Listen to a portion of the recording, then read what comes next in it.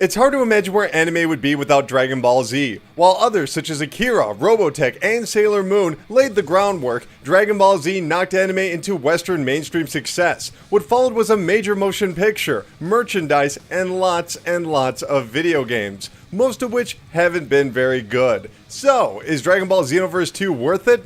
Let's find out. It's shocking how little there is to say about Dragon Ball Xenoverse 2. After 15 hours of brawling with the universe's strongest villains, I'm struggling to summarize my experience. And perhaps that's because Xenoverse 2 is so reliant on its licensed franchise that the actual game and its own qualities are an afterthought. Strip away the familiar faces and signature attacks, and all that remains is a dumbed-down disposable fighting game. Even the story is remarkably flat. Players create their own protagonists, picking from Majins, Earthlings, Saiyans, Namekians, and Frieza race, to become a time patroller, powerful warriors tasked with correcting the events of the past to protect the future. And with a pair of evil travelers undoing the events of history, it's up to you, Trunks, and the Supreme Kais to stop them. Altogether, not a bad idea, and a creative alternative from retelling the 20-year-old anime and manga tales. Except, there's hardly any plot. There's a premise to be sure, but the actual narrative stops after the introduction. It's disappointing to watch deep-cut characters such as Turles and Lord Slug unceremoniously dumped onto the screen. If you're a Dragon Ball Z fan, the lack of detail to the source material is frustrating, and if you're not, it's impossible to follow.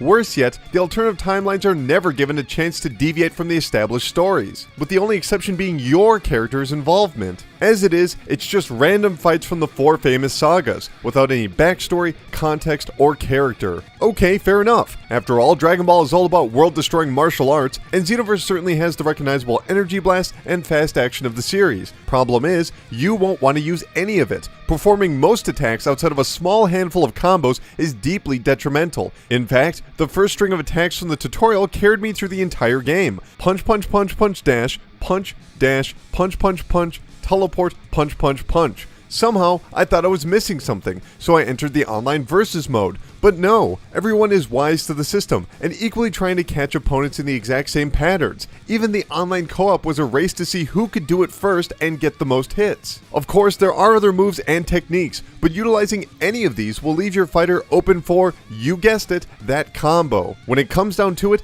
there's a stamina system for flight and teleportation, a Kai system for special attacks, and this combo. That's it. Xenoverse tries to diversify its gameplay with a small open world full of shops for combat items, which you'll never need, costumes with different attributes, which limit your abilities, and teachers for new moves you'll never use. There are a few side quests, including feeding Majin Buu so he can start a family, yes, that's as weird as it sounds, becoming Hercule's bodyguard by completing other quests and combos, and collecting the Dragon Balls on Namek. None of these are complex or engaging, it's just filler, and the lackluster environments make it all the more dull. While the in-game characters are faithfully rendered and do look quite good, everything else has an odd washed-out color palette and minimal design, with a few areas looking awkwardly flat and geometrical. So, is it worth it? No! Xenoverse's combat is mashy, its systems are mushy, and the story is almost non-existent. It's a game where the power levels go up and nothing ever changes. Fans may find some enjoyment early on, but it doesn't take long for tedium to set in. Whether in online combat, co-op quests, or the main campaign, Dragon Ball Xenoverse 2 is a forgettable, flat, boring fighter.